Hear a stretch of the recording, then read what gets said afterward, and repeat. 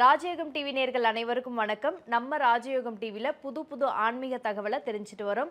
அந்த வகையில இன்னைக்கு ஆன்மீக தகவலை எடுத்து சொல்றதுக்காக ராஜயோகம் புகழ் ராஜயோகம் டாக்டர் கே ராம் சார் அவர்களை நிகழ்ச்சிக்குள்ள வெல்கம் பண்ணிடலாம். வணக்கம் சார். வணக்கம் சார், இந்த மாசி மாதத்துல விருச்சிக ராசிக்காரர்களுக்கு எப்படி சார் இருக்கு?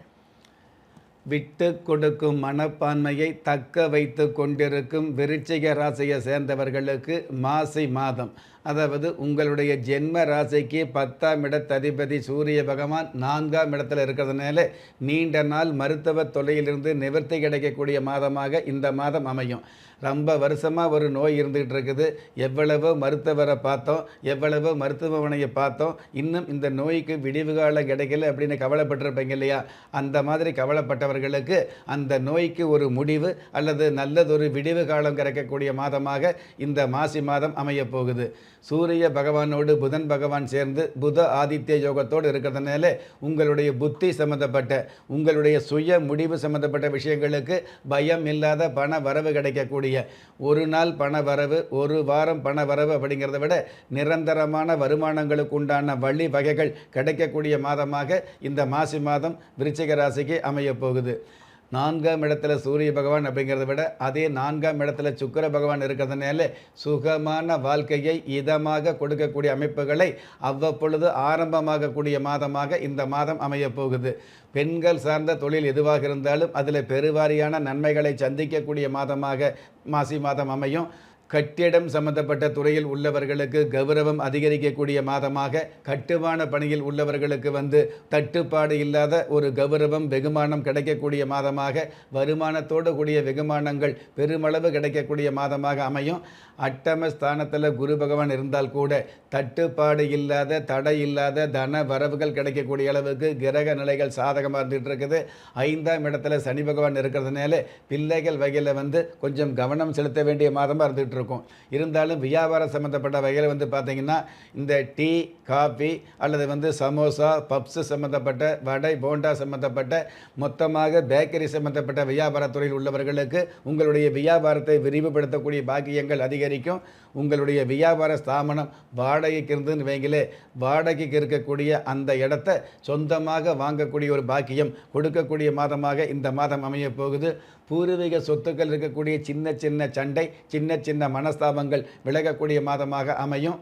ஹார்ட்வேர் சம்மந்தப்பட்ட இரும்பு, செங்கல், சிமெண்ட்டு, மணல் சம்மந்தப்பட்ட அல்லது ஹாலோ பிளாக் கல் சம்மந்தப்பட்ட வியாபாரத்துறையில் உள்ளவர்களுக்கு அபாரமான லாபங்கள் கிடைக்கக்கூடிய மாதமாக அமைய போகுது. சுவாமி சிலை சம்மந்தப்பட்ட சிற்பி என்ற அமைப்பில் உள்ளவர்களுக்கு பிரபல்யமான ஒப்பந்தங்கள் கிடைக்கக்கூடிய பெருவாரியான பண வரவுகள் கிடைக்கக்கூடிய மாதமாக இந்த மாதம் அமையும். பொதுவாகவே வருடம் முழுவதும் கஷ்டப்பட்டுக்கிட்டு இருக்கிறோம், எந்த வகையிலும் நமக்கு நல்லது நடக்கலை அப்படின்னு வாடி வதங்கி இருப்பீங்க இல்லையா? அவர்களுக்கெல்லாம் இந்த மாசி மாதம் மனம் குளிரக்கூடிய அளவுக்கு, மன சந்தோஷப்படக்கூடிய அளவுக்கு பண வருமானங்களை கொடுக்கக்கூடிய மாதமாக அமையும். சொந்த பந்தங்கள் இருக்கக்கூடிய தேவையில்லாத சங்கடங்கள் விலகக்கூடிய, உறவு வகையில் இருக்கக்கூடிய தேவையில்லாத விரோதங்கள் விலகக்கூடிய, தாயார் வழி உறவுகள் மூலமாக உங்களுக்கான தகுதிகள் மிகுதியாகக்கூடிய நல்லதொரு மாதமாக இந்த மாதம் அமையும். சலவை சம்பந்தப்பட்டது, லாண்டரி சம்பந்தப்பட்ட துறையில் உள்ளவர்களுக்கு, உத்தியோகத்தில் உள்ளவர்களுக்கு, சின்ன சின்ன தொழில் வியாபாரத்தில் உள்ளவர்களுக்கு வண்ணமயமான வருமானங்கள் கிடைக்கக்கூடிய வாய்ப்புகள் அதிகரிக்கும். காய்கறி சம்மந்தப்பட்ட வியாபார தொழில் உள்ளவங்க அல்லது தள்ளு வண்டியில் மல்லு கட்டி சின்ன சின்ன வியாபாரம் செய்வீங்களா, அவங்களுக்கெல்லாம் வண்ணமயமான வருமானம் கிடைக்கக்கூடிய மாதமாக இந்த மாதம் அமையும். காவல்துறையில் உள்ளவர்களுக்கு கணிசமான ஒரு கௌரவம் கிடைக்கக்கூடிய அமைப்புகளும் அதிகரிக்கும். செவ்வாய் பகவான் 3ஆம் இடத்துல உச்சம் பெற்று இருக்கிறதுனால பொதுவாகவே சாதாரண மனுஷனாக இருந்தால் கூட அந்த மனுஷாளுக்கு உண்டான கௌரவம், அவருக்கு உண்டான மதிப்பு மரியாதை மிகுதியாகக்கூடிய மாதமாக இந்த மாதம் அமைய போகுது. மகர ராசியில் செவ்வாய் பகவான் இருக்கிறதுனால உங்களுடைய வியாபாரம், தொழில், உத்தியோக சம்பந்தப்பட்ட வகையில் உயர்வுகள் கிடைக்கக்கூடிய, எதிர்பார்த்த விஷயங்கள் எல்லாமே எதிர்பார்த்தபடியே நடக்கக்கூடிய அல்லது ஏராளமாக சம்பாதிக்கக்கூடிய அல்லது தாராளமாக தன வரவுகள் கிடைக்கக்கூடிய நல்லதொரு மாதமாக மாசி மாதம் அமையும். Super sir. விருச்சிக ராசிக்காரர்களுக்கு தன வரவு என்பது ரொம்ப அதிகமாகவே மாசி மாசத்துல இருக்க போகுது அப்படின்னு சொல்லியிருக்கீங்க சார். இதுல குலதெய்வ விருட்சம் எந்த மாதிரியான சிறப்புகளை வழங்க இருக்கு சார்? பொதுவாகவே விருச்சிக ராசியை பொறுத்தளவுக்கு கிரக நிலைகள் தாராளமாக இருந்தால் கூட மிதுன ராசியில் பகை வீட்டில் 8ஆம் இடத்துல குரு பகவான் இருக்கிறதுனால, அதாவது கூட இருக்கிறவங்களே குழி பறிக்கக்கூடிய, யாரை நல்லவங்கன்னு நம்புறீங்களோ அவங்க தான் உங்களுக்கு கெடுதல் பண்ணக்கூடிய சூழலும் இந்த மாசி மாதத்தில் அதிகமாக இருந்துகிட்டு இருக்குது அப்படிங்கிறது உண்மை. அதாவது எதிரி அப்படிங்கிறத விட துரோகி மூலமாக உங்களுக்கு, துரோகம் மூலமாக உங்களுக்கு துன்பங்கள் அதிகமாக வரக்கூடிய மாதமாக இருக்கிறதுனால அந்த மாதிரியான துன்பங்கள், கண்ணுக்கு தெரிஞ்ச எதிரி அப்படிங்கிறத விட மறைமுக எதிர்ப்புகளை மன்றாடாமல் தவிர்க்கக்கூடிய பாக்கியங்களை குலதெய்வ விருட்சம் நிச்சயமாகவே கொடுக்கும்.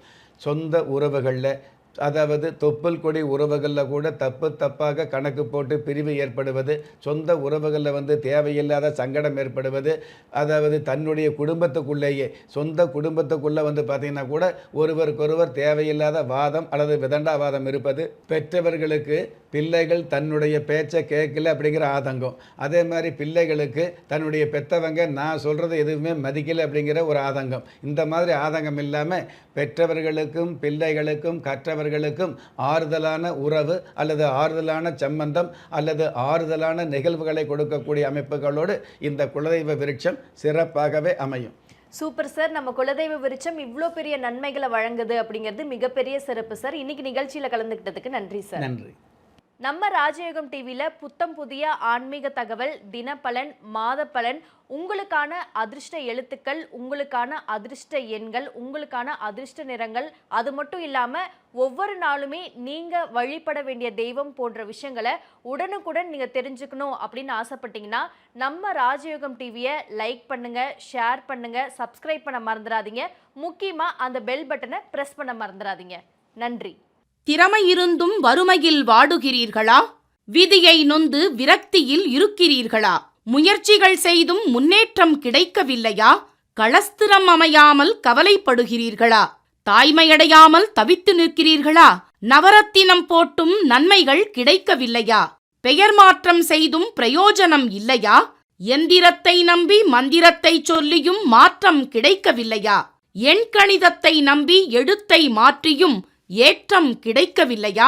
வாஸ்துவை நம்பி வாசலை மாற்றியும் வளம் காணவில்லையா?